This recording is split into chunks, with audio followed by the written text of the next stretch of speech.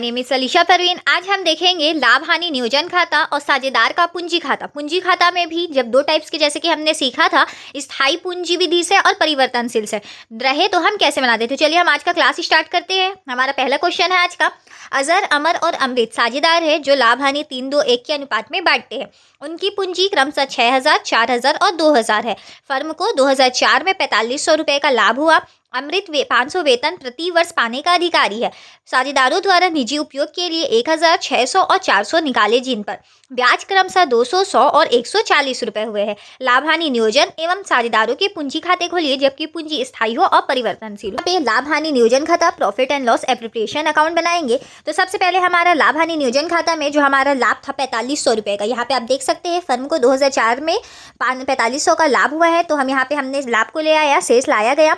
अब यहाँ पे हमारा जैसे कि सैलरी मिलने वाला था अमृत को 500 वार्षिक, तो यहाँ पे हमारा फर्म के लिए खर्चा है वो हमने लिख दिया। आहरण पर ब्याज ही लाभ हानि नियोजन में आता है, तो यहाँ पे लाभ हानि नियोजन में वो हो जाएगा क्रेडिट और आहरण पर ब्याज होगा डेबिट। तो लाभ हानि नियोजन के क्रेडिट साइड में आके हमने आहरण पर ब्याज खाता को लिखा है अजहर, अमर और अमृत। जैसे कि आहरण पर ब्याज का राशि निकाल के दिया था वो हमने लिख दिया। अब हमने क्या किया है, यहाँ पे जो 4500 का लाभ है और 440 का आहरण पर ब्याज है, दोनों प्लस किया तो हमारा आया है 4940। उसमें से हमारा जो फर्म का खर्चा था 500 रुपये वो घटा दिया, तो हमारा शेष बच रहा है 4440, जो कि हमारा जो लाभ हानि अनुपात है 3-2-1 उसमें बांट देंगे। तो अजहर को 2220, अमर को 1480 और 740 मिलेगा। जैसे कि यहाँ पे दो विधि से बनाने बोला था, स्थायी विधि से और परिवर्तनशील से।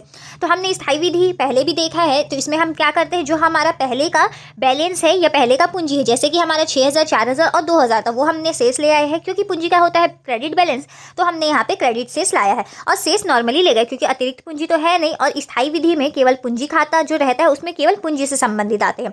अब स्थायी विधि बना रहे हैं तो चालू खाता, जो कि साझेदारों का करेंट अकाउंट, साझेदारों का चालू खाता होगा।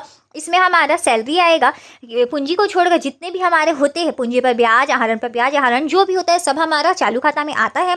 तो यहाँ पे हमारा साझेदार लोगों का सैलरी से उन लोगों का पूंजी बढ़ जाएगा, तो पूंजी हो जाएगा क्रेडिट और सैलरी हो जाएगा डेबिट। तो उसके क्रेडिट साइड में आके केवल अमृत को मिला था 500, हमने वो लिख दिया। नियोजन खाता हमने बनाया था तो 2220, 1480 और 740 से साझेदार का पूंजी हुआ था क्रेडिट। तो यहाँ पे हमने उतना तीनों साझेदारों को मैं लिख दिया।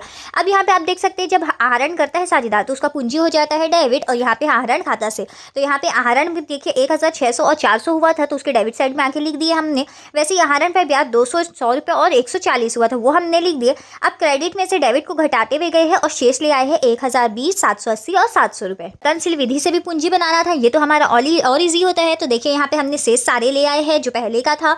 सैलरी जैसे कि 500 सिर्फ अमृत को मिला है वो लिख लिए है, जो कि हमारा लाभ है पुनर्मूल्यांकन का वो तीनों में बांट दिए हैं। साझेदारों द्वारा आहरण किया गया है उसे पूंजी डेबिट हुआ वो लिख दिए है, आहरण पर ब्याज लिख दिए।